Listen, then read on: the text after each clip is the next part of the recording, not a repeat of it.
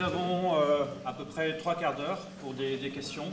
Donc pour toutes les questions, peut-être vous levez la main. Normalement on avait des micros. Voilà, parfait, superbe.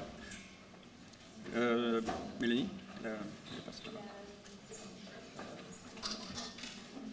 voilà, parfait. Oui, peut-être les personnes avant, tout simplement pour vous présenter. Philippe Kinney, and I'm honorary professor from the University of Brussels, and very glad to be here to hear your very interesting talk. I should like to ask one specific question. I was offered by my son a book by Matt Ridley called The Rational Optimist. And it seems that Matt Ridley's argument doesn't fit with the picture you gave of the merchants of doubt. His argument is that although he does not deny the reality of global warming, he considers that the remedies which are now proposed are susceptible to do more harm than good. And I would like to hear your opinion about that. No, thank you for that question. So I haven't read the book, but I'll do my best to answer based on what you've just told me. So actually that is consistent with the skeptical arguments in the story that I've told, because in two ways. One of the things we see with the skeptical arguments is that they shift. So for a long time, most climate skeptics in the United States said there was no warming. Now it's become just about impossible to say that with a straight face. So many of them have shifted their argument to say, well, okay, maybe there's warming, but the cure is worse than the disease. And that is exactly consistent with what I was speaking about at the end of this talk, and the free market ideology that essentially argues that intervention in the marketplace will be more harmful than the thing itself. And this was Milton Friedman's central argument. So if you read Capitalism, Freedom, this is exactly what he says. And this is 1962. This is an old argument. He says, well, first of all, he doesn't call them negative externalities. He gives them a different name, and he gives them a name which is much more friendly. He calls them neighborhood effects. So they're just like friendly neighbors. And he says it is true that sometimes there are neighborhood effects. And he even uses the example of pollution as the exemplar of this. But he says, but if the government intervenes in the marketplace, it will cause great distortions, unemployment, and these harms will be much greater. Now, my view of Milton Friedman is that to make that claim in 1962 was not entirely implausible. In the 1960s, I mean, it's an interesting historical moment, but up until that time, most pollution appeared to be local. And there was an argument that could be made that you certainly didn't need the federal government to intervene. You certainly did not need the United Nations to intervene. You could deal with pollution on a local level. A factory could negotiate with the community in which that factory operated, and it was better to leave it to the local communities to work out the solutions that worked best for them. And that's what Friedman argued in 1962. And I think that in 1962, you could argue that that was a reasonable position.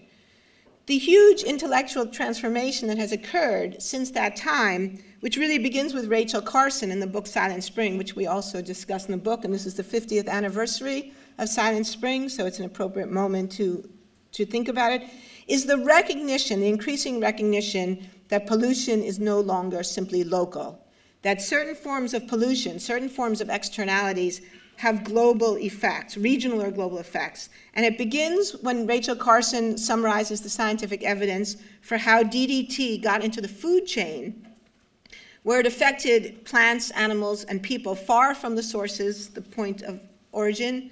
And then acid rain, which is first recognized here in Europe, that pollution from the United Kingdom is affecting fish in Norway, and pollution from the United States is affecting lakes in Canada. And then climate change and the ozone hole, in which things that we are doing wherever we are affecting people around the globe. And it's that recognition of the global reach, the extent to which these external effects have now taken hold, that I think really undermines Friedman's argument in the modern world. And so now we're in a situation where the potential effects are very profound and cannot be dealt with simply by individuals changing their light bulbs or driving a smaller car or not using hairspray, have to be dealt with in some other way, some other larger, broader strategy. And that is why we had the Montreal Protocol to protect the stratosphere from ozone-depleting chemicals. It is why we made a decision, the world's nations made a decision to ban to ban CFCs, which was a major intervention in the marketplace, but because we needed to, because there was no way to do that without some kind of intervention. And this is the point that I think the market fundamentalists miss. It's not to say that we have to give up on market economies. It's to say that the market economies need to find mechanisms to deal with external costs. It could be the outright banning of a product as it was for CFCs. It could be a limited ban on a product as it was for DDT. Or it could be some other kind of market-based mechanism like a taxation or emissions trading system. But if you deny the reality of the problem, or if you minimize it, or if you dismiss it, then you can't have the discussion that you need to have about what the appropriate instrument is for that particular problem.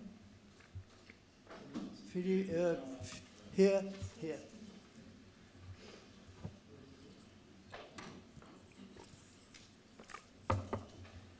Philippe de Waard from the University of Louvain. Thank you for your outstanding lecture.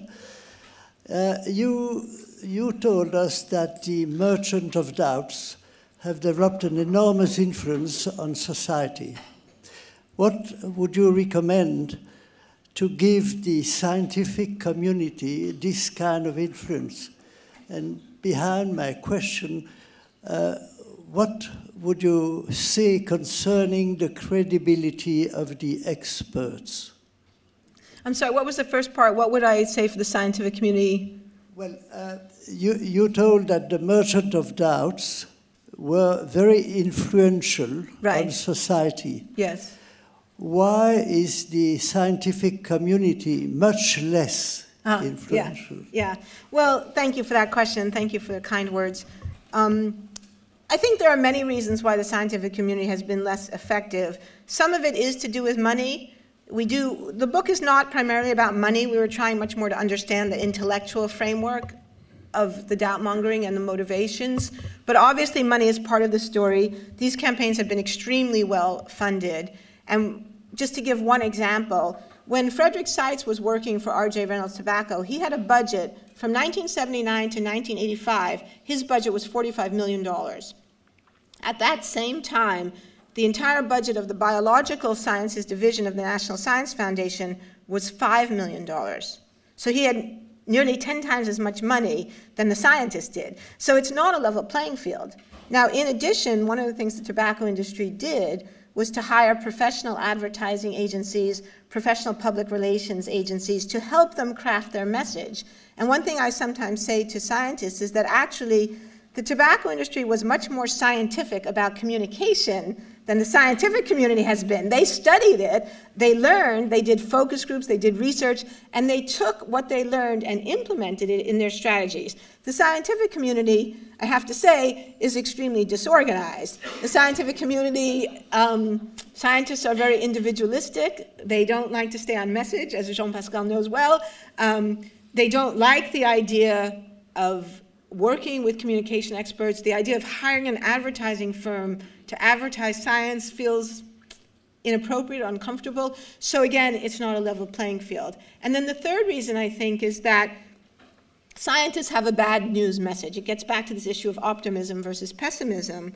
I'm not a pessimist. I do believe this problem can be solved, and I believe it can be solved without sacrificing our personal liberty, and that we can still drive fun cars. I had the chance to meet Arnold Schwarzenegger just a few months ago, and he's really an incredible guy in a lot of ways, incredibly charismatic. There's a reason this man was a movie star. Like, even if you hate everything he believes in, you fall in love with him when you meet him. And one of the things he says is, can't we build a car that gets good gas mileage and looks like a car?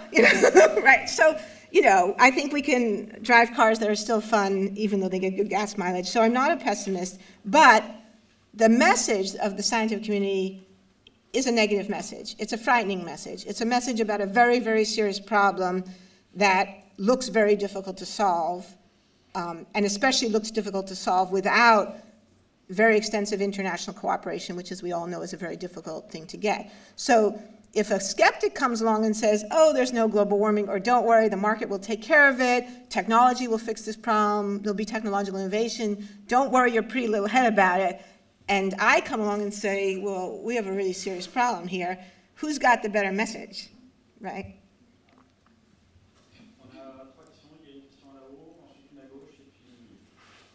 Hello, do you hear me? Yeah. Yes. I'm Virginie de Wulf, and I'm a medical physicist from this university. I have a question for you. I've read your book, only the chapter about global warming, and so you mentioned Said, Jestro, Nuremberg, and Singer. 3 of them are dead.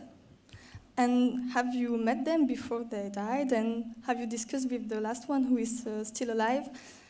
Because also you say that you would like to explain the intellectual context and what are their motivations, and you seem to think that the reason is that they didn't have anything to do after Cold War, and they wanted to find someone to find a subject on which they wanted to express themselves because they didn't have anything to do. Right, they didn't know how they... Right. Do you have some evidence of this? Yeah, of course, definitely, of course. It's a good question. So yes, I knew Bill Nuremberg fairly well. He was the director of the Scripps Institution of Oceanography, where I work, and he had already retired when I was hired, but he was very active. I did a set of interviews with him about his Cold War scientific research, and but he died before we started this project. So I never had the opportunity to ask him specific questions about these activities, but he left a very, very extensive collection of papers in the archive with no restrictions. And those papers include a lot of discussions about his politics, his ideology, his motivations, and they also show him looking for something to do in his retirement. So some of them are actually somewhat poignant. When I lecture to scientists, I always say that if you're nearing retirement, please get a good hobby. There's one point where he actually writes a series of letters to a set of foundations in the United States, including the Sloan Foundation, offering his services and saying, well, I'm planning to retire, but I want to stay active, and do you have anything I could do? And the Sloan Foundation wrote back a very curt letter that basically said, don't call us, we'll call you. So yes, there is evidence of that. I mean, obviously, it's a complicated story, and in the book, we try not to get involved too much in the psychology of it, more to understand the political ideology. Because I'm not a psychologist, but yes, we did have evidence. Bob Jastrow I knew at Dartmouth College. My first teaching appointment was in the Earth Sciences Department at Dartmouth, where he was a fellow colleague, and I spoke to him on a number of occasions about his views. He died, he and Nuremberg and Seitz all died before we were able to interview them. Seitz was still alive when we started working on the book, but was suffering from senile dementia, so we were unable to interview him. And in general, however, though, as historians, we do feel that we try to work as much as possible from documents, because all historians would argue that the contemporaneous documentary record is more likely to be accurate than post hoc reminiscences. And in the case of Fred Singer, who's made a big fuss on the internet about the fact that I didn't interview him, he is a very difficult man. People who know him know that. And he's a man with a long history of not telling the truth. So we didn't really feel very optimistic that an interview with him would be very productive. So therefore, that's why when I quote him, I try to quote from things that he himself has written. And he's written quite a lot. So there's a very extensive record of his political views and arguments, and that's what we draw on. Hi, I'm Nathalie Gilly from the Association for the Promotion of Renewable Energies. And we also have our own share of merchants of doubts related, for example, with the wind industry, because we have plenty of people who say that it doesn't work, it doesn't help for climate change, kills birds, etc., etc. So my question is, how do you tackle those merchants of doubts in a concrete way? Because we have to deal with them in the daily life, and they are very good at communicating. But how do you do? Yeah. Well, I think, this is probably a subject for another lesson. I mean, part of what we were trying to do in our book is to explain what the strategy was, who these people were, how they did what they did, why they did what they did. And I think, it's a whole second problem to figure out what an appropriate response is. So maybe you can organize some conferences on that topic.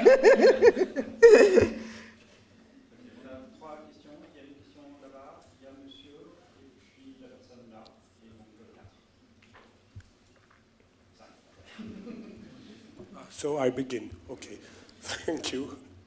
Baptiste Campion, I'm a researcher in communication sciences here in the UCL. I have a question.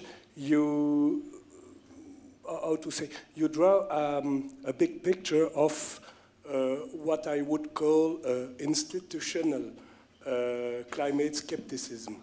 Okay, it's well organized. There are famous figures, there are funding, etc. What do you think about what I would call popular climate skepticism? There are a lot of websites, blogs, activists. They are not really scientists, they are not really politicians, but they are very, very, very active on the web, on the net, about this question. They are doing or redoing science. For example, in the United States, what do you think of someone like Anthony Watts, if you know? Right. Yeah, great question. Thank you.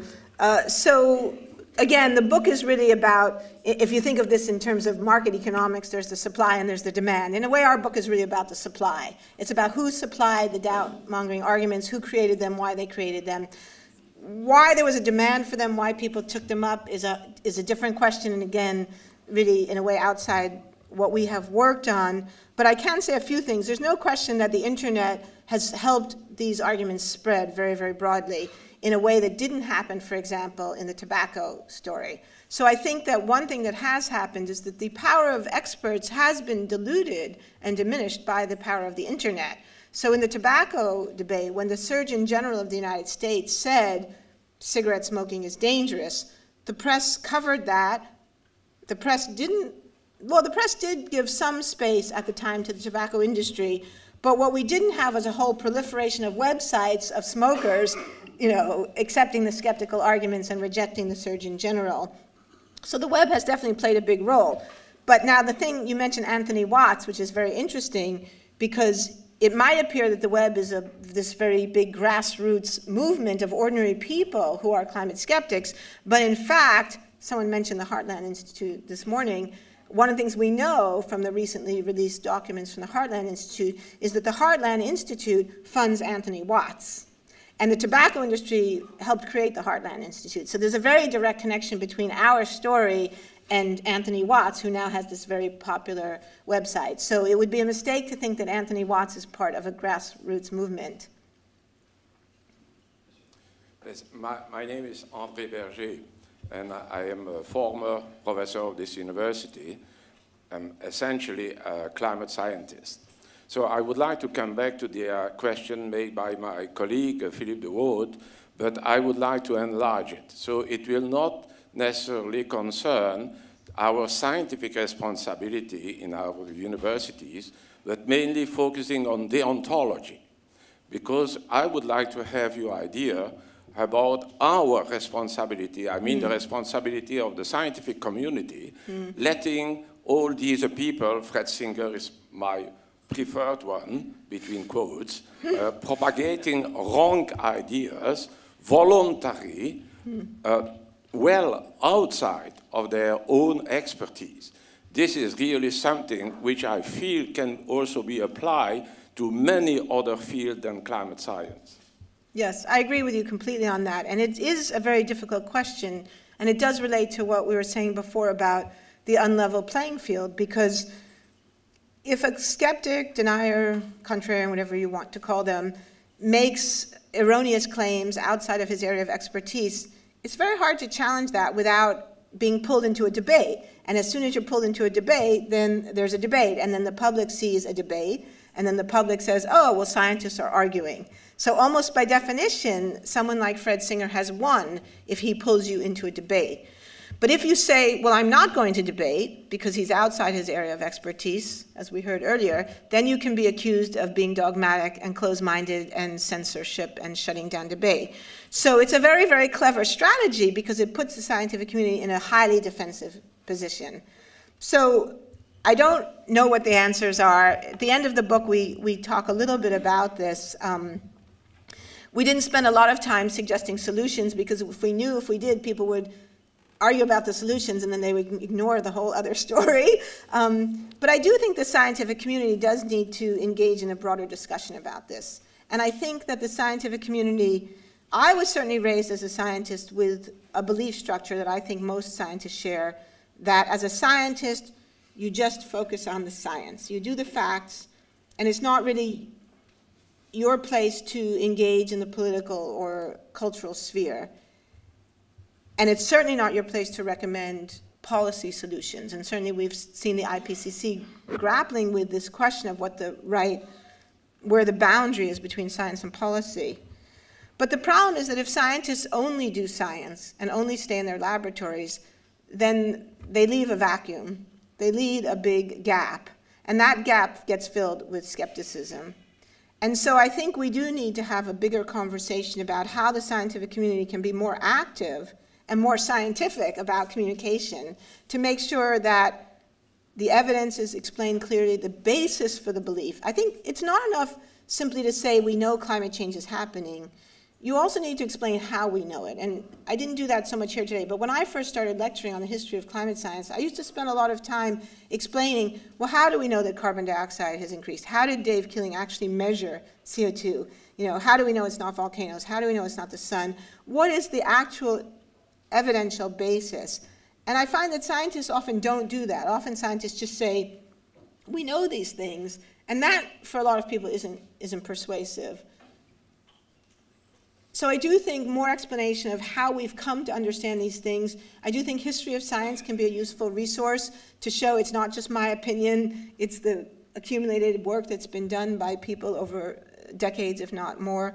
You know, I think there are resources that can be brought to bear. And then I also think we need to do a better job of explaining how science works. So one of the things I've found in the United States especially, but to some extent here in Europe as well, the myth of the heroic individual scientist is very great. And it's propagated even not by my professional colleagues in history of science, but by popular history, which is focused on great individuals of science, Darwin, Galileo, Copernicus, Newton. And it really misses the collective character of scientific research. I think when you begin to understand the collective character of scientific research, then you begin to realize, well, yes, Fred Singer is entitled to his opinion. I'm not saying that he needs to be censored, but the question is, do we believe one physicist who's not a climate scientist, or do we believe the thousands of scientists who've been working on this for more than half a century, this huge volume of accumulated evidence? I think when you put it that way, then many people in the public do get it. They do understand, oh, right, of course, there's always somebody in any group who's cranky, right? There are always people in any group who disagree, and that's fine, that's human nature, not really a problem. But you wouldn't want to base important public policy decisions on the opinions of one cranky old man.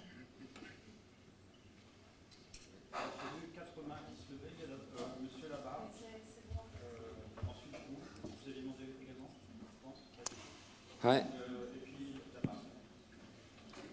Hello, my name is Serge de Geldre. I'm an ambassador for Gore, climate ambassador for Gore, and CEO of Future Proof. Brief question: do you see a parallel between what happens with creationisms and climate change denial? Yeah, I get asked that question all the time, and at one point my editor said, do you want to have a chapter on creationism? And I said, don't you think we'll have enough enemies? So there is a parallel. It's an interesting story there. In the beginning of this story, the creationists and the climate skeptics were not aligned at all. And they really were independent. But one of the things that's happened in the United States in the last 10 or 15 years is that they've made a political alliance. They've made common cause. Because for different reasons, they're both skeptical about science. And so now you do see the climate skeptics working in concert with the Discovery Institute, is the biggest creationist group in the United States. They do work together. You see them sharing strategies. They have appeared together in some events. And you certainly see the Republican candidates for office appealing to the evangelical Christian component of American culture, in part by criticizing not just evolution, but science more broadly. And so some of the rejection of climate science by the Republican Party is clearly an appeal to the fundamentalist base to say, we're skeptical of science, we are religious, we have faith, we are skeptical of science, and therefore you can trust our values because we're on your side. So in that sense, climate science has become kind of a victim of these debates over religion in the United States. Yeah, but my question also seeks at the drive behind it, because I think creationists, if you say governance and the fear of having a control of your individual life is behind this climate denial industry. Well, right. I mean, the same argument plays in both camps in slightly different ways, but it's certainly the case that among evangelical Christians in the United States, there is a kind of hostility to government based on the perception that government is anti-religious. And this gets at a really, really deep cultural divide in the United States that goes back to the constitutional separation of church and state. Even though the Constitution clearly says that the United States shall have no establishment of religion nor prohibition of the free exercise thereof, there's always been a very strong segment of American society that would like the government to promote and support religion. Of course, they want them to promote and support their religion and not other religions. So this is a long-standing tension, and we see it coming out again. Thank you. On va prendre les 5 dernières questions pour permettre ensuite à Naomi d'aller prendre son avion et part ensuite en Allemagne. Monsieur.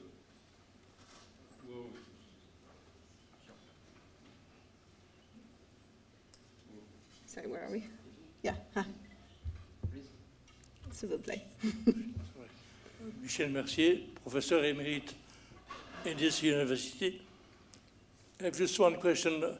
During the last few weeks, I've heard on several occasions journalists trying to frighten the population by claiming that food which is purchased in the supermarket may be extremely dangerous because that food is irradiated with gamma rays. And that process may lead to different forms of cancer, effects on reproduction, and the like. Although that form of sterilization is considered by the experts of food safety as the safest process for sterilization of food. Have you had the same?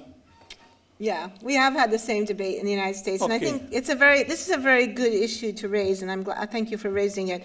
So one of the problems I think we face in the contemporary world is that there are a lot of hazards, and we are facing many different kinds of problems, some of which are quite difficult to sort out scientifically.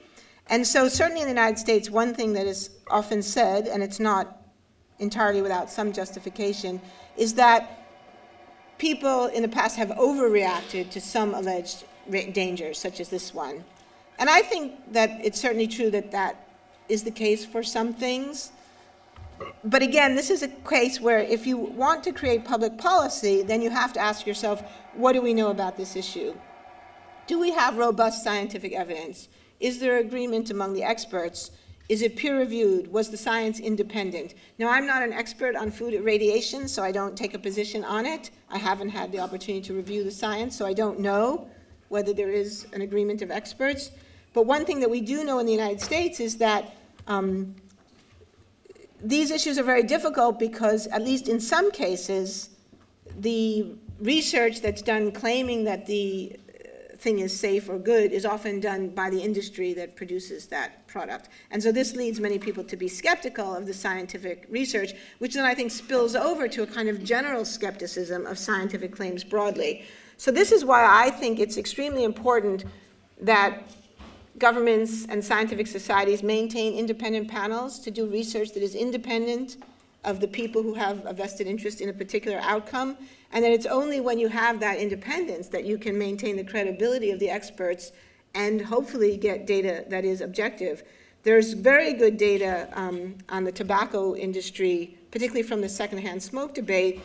In the secondhand smoke debate, the tobacco industry tried to claim that experts were divided on the issue of the hazards of secondhand smoke.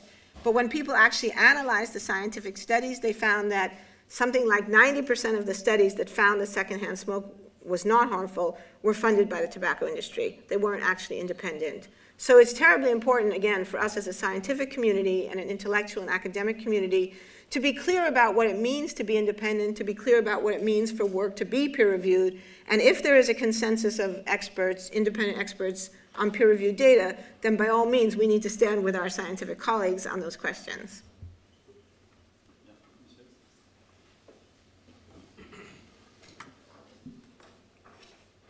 My name is Jean-Luc Roux. I'm a sociologist, former student of this university, and maybe I haven't not really well listened, but I haven't heard nothing about the oil industry, which is probably the main beneficiary of the climato-skeptic campaign. Right. Why didn't you mention that big lobbying against climate change? Thank you. Sure. I don't focus on the oil industry because most people in the United States just assume that this is a story about the oil industry, that it's a story about corporate greed and the oil industry protecting its interests. And there's no, there's no question, excuse me, that that's part of the, oh, thank you. That is part of the story. And in the book, we talk a little bit about the Global Climate Coalition and some of the work that they did, particularly in the 1990s. And the tobacco industry, sorry, the oil industry certainly plays an important role in funding some of those think tanks, many of those think tanks that I talked about. But I think one of the really important things to understand is it isn't just the oil industry, that this is really a network of all kinds of industries, including oil and gas, coal, tobacco, pharmaceuticals, the cell phone industry is funding some of these think tanks now. All kinds of industries that have a stake in undermining federal regulation have all been engaged in this. And I think that's very important to understand because otherwise it simply becomes a story about the big, bad, evil oil companies, and everybody knows that already. Oh, so they yawn and they go back to watching television. But it's a more complicated story, and in a way a worse story. It's more troubling because it isn't just about the oil industry and the immediate self-interest of ExxonMobil. It's about a much larger, and in a way, more serious problem that we have a whole variety of industries who worry about regulation, who oppose regulation, and therefore are prepared to undermine regulation even at the cost of undermining science, even in some cases at the cost of undermining science that their own industry relies on. So, I mean, of course, the oil and gas industry relies on science, and this is one of the paradoxes of their own activities. They're quite happy to use science to help them find oil and gas, and to use science to help them refine oil and gas, but when science tells them, well, you need to worry about the consequences of burning oil and gas, well, then we don't believe that science. We only believe the science that helps us, not the science that hurts us. So oil and gas is certainly part of the story. Also coal. In the United States, the coal industry has been a huge funder of all of this disinformation. And the coal industry is extremely important for understanding the political gridlock in the United States because the Republican Party has very, very strong connections with oil and gas, but the Democratic Party has very strong connections with coal. And so when you put those things together, what you find is that actually neither the Democrats nor the Republicans have really been willing to move forward on this issue. Hi. Hello. Xavier Mason. I'm second-year student in psychology. Once again, thank you for your excellent conference. And I've recently seen, once again, the film An Inconvenient Truth by Al Gore. And I wanted to know, one, do you know him? Have you met him? Have I met Al Gore? Yeah, yes. And yes, I have. Three, what do you think is the real impact of his series of conferences and his film compared, of course, to the power of, you know, the motions of doubt? Yeah, it's very hard to say. And I have a good friend who's a filmmaker who always likes to say, it's not Al Gore's film, it's Davis Guggenheim's film. So, right. So, yeah, it's interesting. That film was very, very powerful and influential in the United States. And that film was very successful commercially. It was the most commercially successful documentary in the history of the United States. It was shown in cinemas across America. Millions and millions of people saw it. And public opinion polls showed that after people saw that film, they were more convinced of the reality of climate change, and they were much more willing to consider trying to do something about it. So it was a very, very effective film. As a consequence of that, these folks really launched a huge campaign to discredit Al Gore. They had never liked him before that, but now it became a kind of crusade, a kind of mission to discredit him. And so you saw a great increase in attacks on Al Gore and a great increase in a kind of media strategy that tried to claim that climate change was Al Gore's issue, that it was Al Gore's movie, that it was Al Gore's story, as opposed to it being, you know, a concern for millions of Americans or a concern of thousands of scientists or whatever. And that turned out to be quite effective, because then the opinion polls showed subsequently a decrease in support for action on climate change, and particularly in the Republican Party, among people who were self-identified as Republicans. This strategy of basically associating climate change with Al Gore, polls showed that that was very, very effective. And so it contributed to the further polarization of the debate in the United States. 10, 15 years ago, it wasn't so polarized along party lines. Now it's extremely polarized along party lines. So people who say they don't believe in climate change at all are something like 80 or 90% Republicans. People who say they are absolutely convinced and it's an emergency and we have to act tomorrow are 80 or 90% Democrats. And then the people who are in between, a lot of them are independents. So it's become very, very polarized. Je suis vraiment désolé parce que le temps passe très vite. Je pense qu'il y aurait encore des dizaines de questions. Il y avait deux personnes qui avaient posé Monsieur là-bas, et puis vous avez également. Voilà, et je suis désolé, mais on va s'arrêter là après. Thank you, and thank you again for the speech this morning. My name's Tim Nuttall. I'm from the European Climate Foundation, based here in Brussels. I'm interested to pick up on what you were saying in respect of the political discourse in the US. I'm interested to know whether or not you think those politicians who are arguing the contrarian case are complicit in that deception, and where, as a historian, you see the trajectory going. Do you see this contrarianism as being part of a continuum of a sort of an anti-elite, anti-establishment, anti-science tradition in the US? Do we break out of that at some point, or are we here forever? I hope we're not here forever. Well, of course, as a historian, I don't like to talk about the future. There are no documents about the future. So it's a very difficult question. I do think that the candidates who deny global warming are complicit. Some of them have explicit connections with the oil and gas industry. Some of them represent states like Texas, where oil and gas is very important, of course, although also useful to know that Texas is the #1 producer of wind power in America. So often these things are more complicated than they look on the surface. I do think it's very difficult. I do think that this does play into a long tradition of anti-intellectualism and anti-elitism in American life. Some politicians exploit that very effectively. American politicians who are highly educated are very effective in playing dumb. This is a strategy they've really perfected. So that part of it is worrisome and difficult. Sometimes I feel the word discourse is generous to describe what goes on in the United States. But on the other hand, you know, we also know from history that things can change, and sometimes they change suddenly and in ways that are unexpected. So I don't give up hope. I think there are plenty of people in the Republican Party who understand that this is real. Some people have begun to speak out. I've made friends recently with a wonderful man named Bob Inglis, who is a Republican congressman from South Carolina, highly conservative Republican who believes in the right to unrestricted arms, guns, and other things that I don't agree with. But he also accepts the reality of climate change, and he has a wonderful story he tells about what made him change his mind about climate change. And it wasn't Al Gore, and it wasn't Greenpeace, and it wasn't me. It was his son. It was actually because of a college professor. His son went to university and took a class in which he learned about climate change. And his son came home one year at the holidays and said, "Dad, you're on the wrong side of this issue. And if you don't change your mind, I'm not going to vote for you." So he did. So he started learning about it, and he realized that he was wrong, and he changed his mind, and he said so in public. And he said so in public. He said that climate change is a conservative issue because it's not conservative to waste energy. It's not conservative to destroy the planet. It's not conservative to destroy the environment. And environmentalism in America is not a green tree with red roots. It's a green tree with Republican roots. It was founded by Republican President Teddy Roosevelt, and as I always like to say, that great communist John D. Rockefeller. So there's a long Republican tradition of environmentalism in the United States.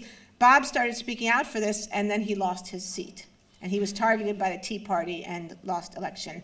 But now he's becoming a very articulate spokesperson for the need for Democrats and Republicans to join forces in finding solutions. So he's only one person, but he's an important one. There are others. I haven't given up hope, but, you know, it takes a lot of patience. Dernière question, last question. Yeah, good morning. I'm Luc Dumont from the Federation of the Belgian Glass Industry. And of course, we are also doing lobbying. And to make a good lobby, we need also scientific studies. I mean, for example, when we say to the decision maker, you need to isolate more the buildings, for example, and when we can use a graph from the IPCC to prove that, to show that, the impact is much, much, much greater. And okay, we have a lot of studies. We said it's time to act. Everybody knows that. But we need also studying with recommendations, scientific study which recommend, okay, do that, but do that like that, with so much money, and do that now. Everybody, I think, a lot of sectors as a part of the solution, but we are needing scientific studies to say to the authorities, okay, it's possible to do that now, and that will cost so much. And okay, this is not the role of the scientific community to make lobbying, but it's our job, and it's your role, your responsibility, I think, to give us some studies to make that. Yeah. Fine.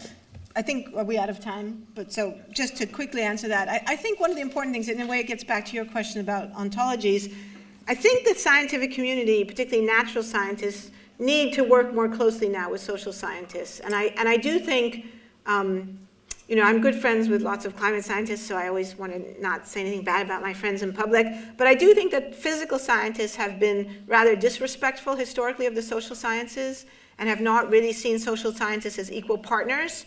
And I think the time has come for that to change. I think it's pretty clear that the physical science basis for concern about climate change is extremely well established. There's more work to be done in monitoring in other areas, but it is very well established.